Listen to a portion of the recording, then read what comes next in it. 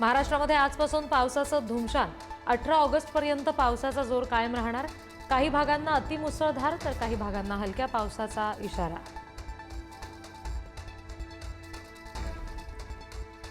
कबूतरखान्या प्रकरणामध्ये आज हायकोर्टात सुनावणी. कोर्टाची बंदी कायम असताना कबुतरांना इमारतीच्या छतावर खाद्य देणं सुरूच, तर कबूतरखान्यांविरोधात महाराष्ट्र एकीकरण समिती आज आंदोलन करणार. नागपूर, मालेगाव, अमरावती आणि संभाजीनगर महापालिका हद्दीमध्ये 15 ऑगस्टला चिकन मटण विक्रीला बंदी. शहरातील सर्व कत्तलखाने सुद्धा राहणार बंद. मांसाहारी प्रेमींमध्ये नाराजी.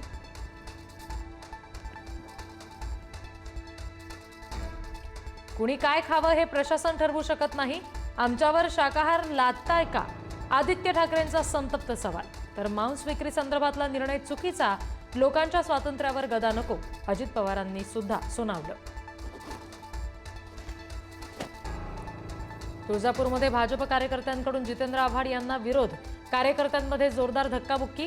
तुळजापूर मंदिराच्या नूतनीकरणाला आव्हाड यांचा विरोध. उद्धव ठाकरे आणि राज ठाकरे यांची भेट कौटुंबिक. आघाडीमध्ये घेणं हा राजकीय निर्णय.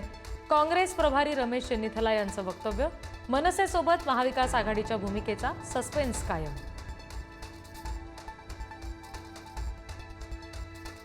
वैद्यनाथ बँकेवर पंकजा मुंडेंचं वर्चस्व कायम. शरद पवार यांच्या राष्ट्रवादीचे राजाभाऊ फड यांचा दारुण पराभव. पहिल्यांदाच मुंडे भाऊ बहिणींनी एकत्र लढवली बँकेची निवडणूक. बच्चू कडू यांना 3 महिन्यांची शिक्षा. सरकारी कर्मचाऱ्याला मारहाण केल्याप्रकरणात आढळले दोषी. 10,000चा दंड सुद्धा ठोठावला. बच्चू कडू उच्च न्यायालयामध्ये करणार अपील.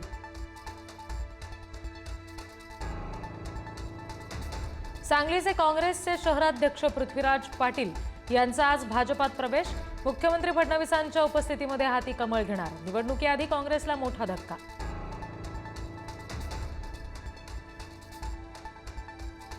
बिहार मतदार याद्या तपासणी मोहिमेवर आज सर्वोच्च न्यायालयामध्ये सुनावणी. मतदार याद्यांमध्ये घोळ केला जात असल्याचा विरोधकांचा आरोप. भारतीय क्रिकेट टीमचा माजी फलंदाज सुरेश रैना याला ईडीचं समन्स. बेटिंग प्रकरणामध्ये चौकशी होणार. रैनाची आज दिल्लीतल्या ईडी कार्यालयात चौकशी.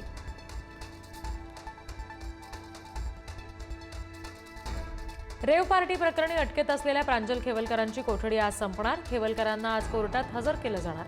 पत्नी रोहिणी खडसे यांच्याकडून पतीच्या सुटकेसाठी प्रयत्न. राज्यामध्ये लवकरच मोठी पोलीस भरती होणार. पोलीस दलातील 15,000 पदं भरली जाणार. मंत्रिमंडळ बैठकीमध्ये पोलीस भरतीला मंजुरी.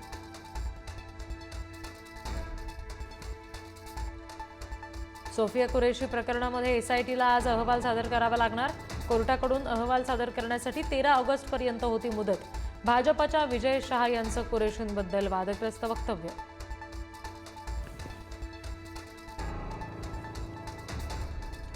अमेरिकेकडून बलूच लिबरेशन आर्मी दहशतवादी संघटना म्हणून घोषित. पाक लष्कर प्रमुख हसीम मुनीर अमेरिकेच्या दौऱ्यावर असतानाच घोषणा.